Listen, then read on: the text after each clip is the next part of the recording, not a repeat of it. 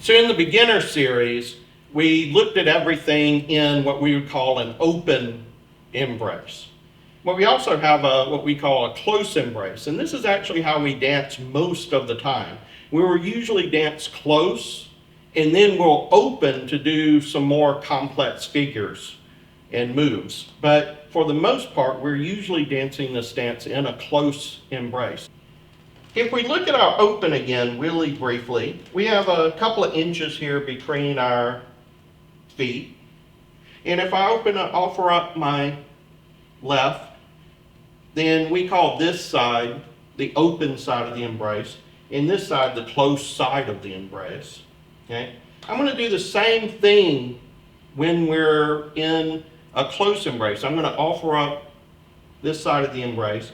But then, as I initiate the close side of the embrace, I'm going to start to lean in. And then Shelley's going to match that lean. I'm going to lean from we both are going to lean from our ankles and meet with our torso. Okay? So we're not going to bend from the waist. We're not going to do this. We're not going to bring our hips in, like this. We're going to be meeting here. In fact, this is where I want to lead Shelley. We talked about that in some of our other classes. So that's really, so depending on her height, that's what I'm going to bring into the close embrace and try and make solid contact in this area in order to have a nice, strong lead. Now, we want a nice connection. It's not just barely touching. We actually make some substantial contact, but it's also not leaning or laying on each other. It's really, we joke, it's sort of like that scene in the Titanic where we come together with our torso, okay?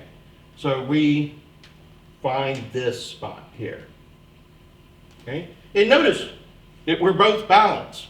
So we can go to our close embrace without falling on each other. Some people go way far back and really lean a lot.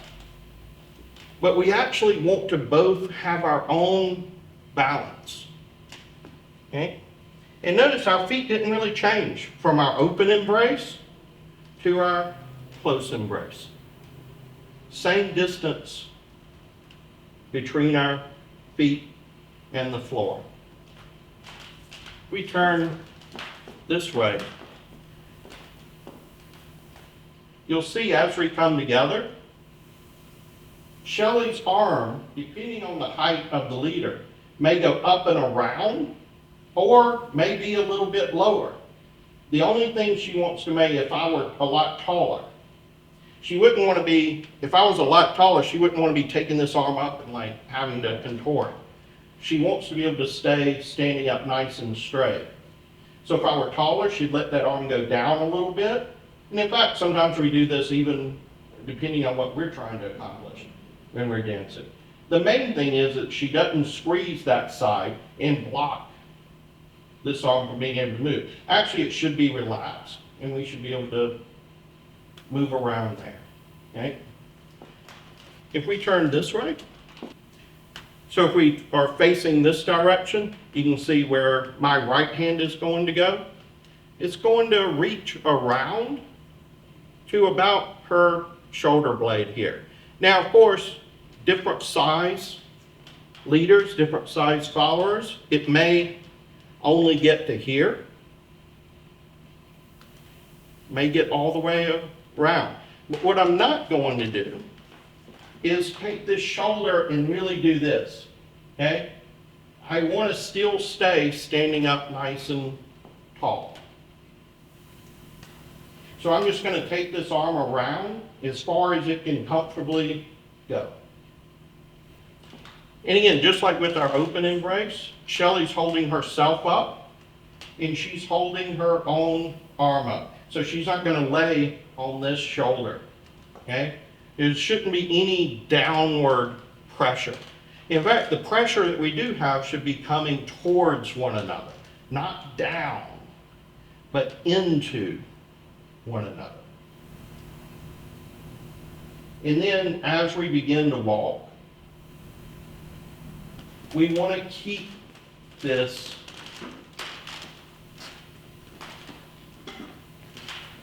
position. So see here, when we ended, we've still got the same position between our feet as when we began. So often what will happen is people will take a really nice embrace, but as soon as they start walking, their feet will come under, and then they'll stop, and their feet will almost be on top of each other's feet.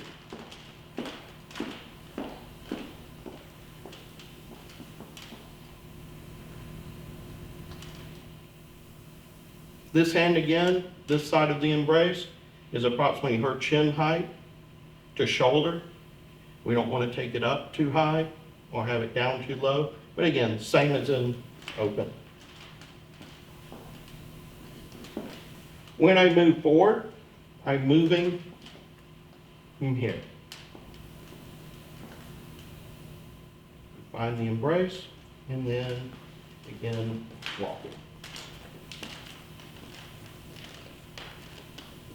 Just to make a point for the followers, because we are more compact and seemingly smaller, that does not mean that we take smaller steps. So elongate those legs and get them out there. To demonstrate this, as soon as I, again, just like in open, as soon as Shelley feels my intention moving forward, see, she starts sending her free leg back. So she doesn't wait until I'm stepping on her foot or anything like that, or that she feels my knees hitting her knees. No, the split second she feels my intention move forward, she's beginning her step and she fully extends. So see, her knee goes back, her ankle extends, and then we follow through with the step. It makes all the difference in the world. Because if she's not doing that, and I won't demonstrate because I don't want to step on her feet, but if she's not moving her feet back, then I'll start doing this because I'm scared to be stepping on her feet. But if I can feel that she's extended her leg, and then I can feel like taking a nice, bold step. So one other thing Shelley wanted me to mention here is that this here on this side is really just a point of contact.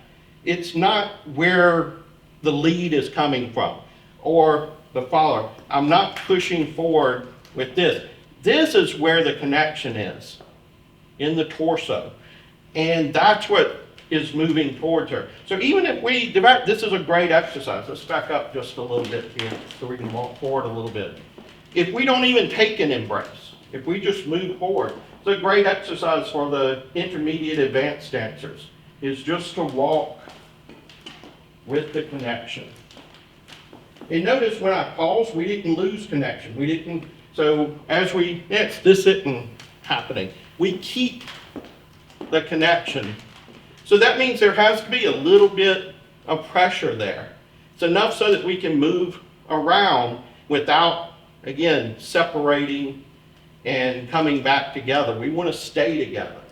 And again, it is a different feeling dancing close, so for the follower, as much as we are going backwards, we need to feel forward. And that's the same with open, but that feeling, especially when you're close, again, don't allow yourself to come away. Stay thinking forward even though we're moving back. Hard to do, but... Yeah, it's something we haven't really said much. We say it in our in-person classes a lot, particularly with beginners, is tango is simple but not easy. You know, some of this stuff sounds like it's easy to do, but as soon as you start trying to do it, it's not so easy. Trying to walk close together and not have that separation happen is not a super simple thing to do. It takes practice, so don't get discouraged. It's not going to happen immediately. Okay? But again, a great exercise is here. Do this without an embrace, particularly the more intermediate advanced leaders. And here, notice I can stop and then take a step back. And she steps with me. We kept that connection. And then I can do a side. Go back to walking.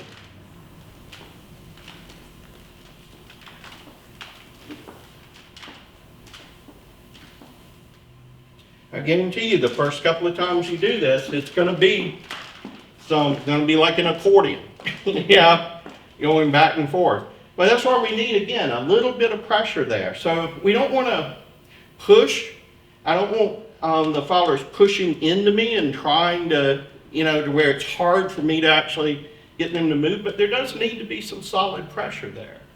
And yeah, that's why, we're glad you're watching these videos, and we're glad to give some advice here and stuff, but there's no substitute for actually taking in-person classes, because these things can be difficult to find, the right amount of connection. And even within leaders and followers, some people like more, some people like less. Right. You're gonna dance with some, for the followers, you're gonna dance with some leaders that say more, I want more. And for the leaders, we're gonna dance with some followers who are like, that's too much, as I want less for it to be lighter.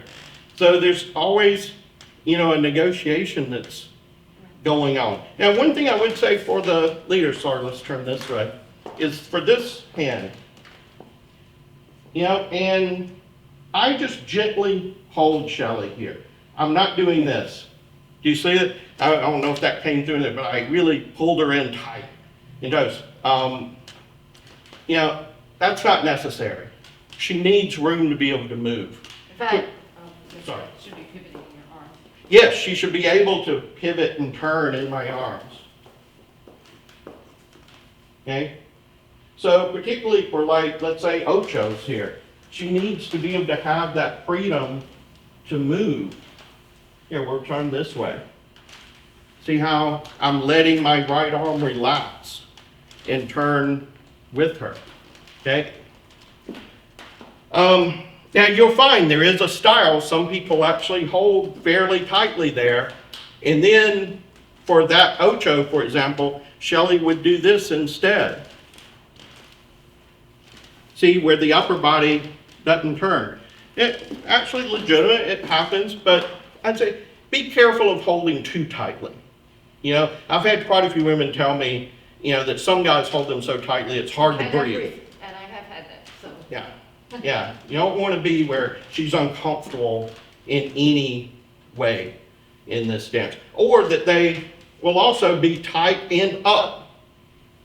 We don't really need that up, just in. You should be holding yourself up, because that's where we are. Yeah. And I've had that as well. There's the flip on all of these things, and sometimes women they'll come into you, or followers will, and down. So it feels like there's sort of a pull down. We don't want that. Again, into one another. I think that's the biggest takeaway from this, is into one another rather than onto one another. And when we find this, it's amazing. Right. It really makes this dance very special. We don't really have necessarily, some people dance only open and some people only close. Is getting a little more into tango philosophy. We, again, dance mostly close, but I wouldn't want to never be able to go open and do certain things. Consider it dynamic. Yeah. It's fluid and opens and closes, but Yeah. for the social dance floor, Close is fantastic, and it feels great. And I would probably, it's interesting. I've never really actually thought about this before, but I don't know if I would want to do this dance just open, but I would only do it close. right. You see what I'm saying? So I think close is very important. And again, you go to the milonga, everybody's going to be dancing close. So again, we're going to go back through the beginner series steps a little bit, particularly the transitions between them, and in close, and look at some of the differences. But for right now, just try what you already know with the close embrace, okay? And just walking. That's going to be enough of a challenge in the beginning, Yeah, it's just walking. truly. Yeah. But I also say learning open is important because it teaches us balance. Right. There are things we get from that too. Again, oftentimes if people are too much on one side or the other of this, of open versus close embrace, they both end up having their issues. You know, whereas I think if you can do both competently, You bring that much more to the dance. mm-hmm, yeah. And we'll actually in future lessons too, look at transitions. So when we're dancing between close and open, because there's some places, some steps that make it easier to transition between the two. So that when we're dancing, we could go from close to open and then back to close. Or from open to close and back to open. You know, so that as we're dancing and we want to do certain things, we can cause that to happen.